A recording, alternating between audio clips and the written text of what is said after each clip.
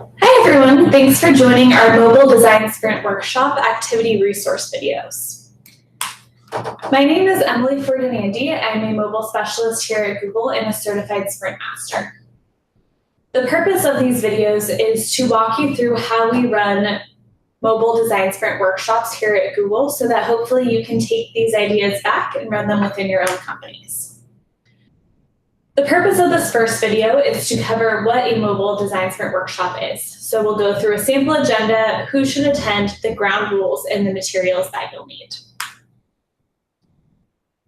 A mobile design sprint workshop is based off of the methodology from Google Ventures Design Sprints, which are a 5-day design sprint that go through 5 different phases of understanding, sketching, deciding, prototyping, and validating.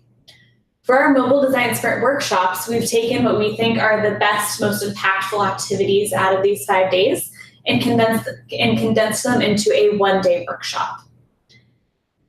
We'll go through understanding the problem, which will include pre-work, lightning talks, and a couple of activities called How Might We Infinity Mapping. After, you'll sketch and decide on ideas that you'll move forward with. You'll spend about half a day prototyping to actually come up with an idea that improves your mobile conversion flow. And last but not least, you'll validate your ideas and prepare for A/B testing. When we run mobile design sprint workshops, they typically take a full day. The content starts at 9:30 with introductions and overviews. We then spend about 10 minutes making sure that everyone's on the same page about the problem that we'll be addressing. After that, there's an hour of lightning talks, which we'll go through in the following video, followed by How Might We Sharing Affinity Mapping and voting, which means taking the ideas from the lightning talks and deciding which you'll move forward with for the rest of the day. There's about a 45-minute break for lunch, and after lunch, you get into the sketching and prototyping portion of the day, including crazy eights, about 2 hours for prototyping. We end with presenting and gathering feedback, and last but not least, a well-deserved happy hour at the end of the day if you choose to do so. One thing to note is that this can be a very long and action-packed day, so we recommend taking a break about once every hour. One question that we often get is who should attend this mobile design sprint workshop? I really like how they explain it in the book Sprint, which this is based off of, where they compare it to Ocean's 11.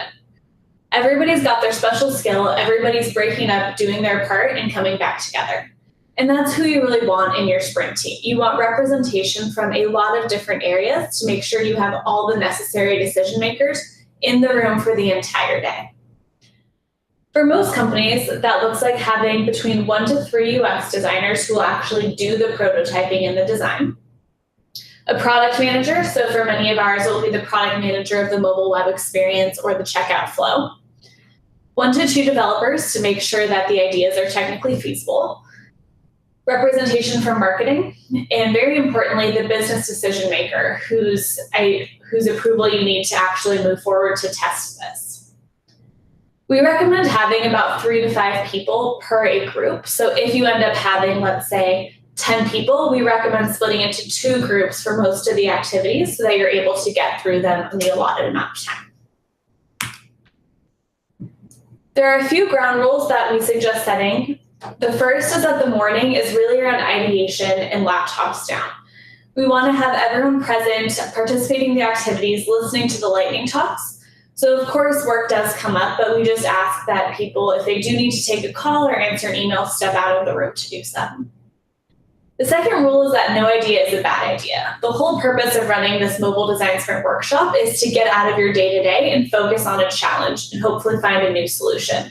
So we really encourage everyone to throw all the ideas out there. Through the course of voting throughout the day, you'll narrow those down into how you want to proceed. On that note, it is important to make sure you do bring it back to the realm of possibility before you start prototyping. You're spending an entire day working on this project, so you want to make sure that what you come away with is something that will actually be tested and go to market. There are a few things that you'll need to run a successful design sprint. The first and probably most important is a conference room for the entire day. It's very disruptive to move from room to room, so you want to make sure that you can all stay in one place for the entire sprint. Beyond that, you'll need a Post-it board or a whiteboard, something large that you can write on and put Post-its on. You'll need one per group. Additionally, you'll need quite a few sticky notes. We recommend having a few different colors. A few of the activities involve voting, and we do that with voting circle stickers. You'll need about 6 to 10 per person. You'll also need a couple of pieces of white printer paper per attendee, and last but not least, a variety of pens and markers, preferably of different colors. Join us for our next video where we'll walk through the different process of the understand phase so that you can move on to running your sprint. Thanks so much.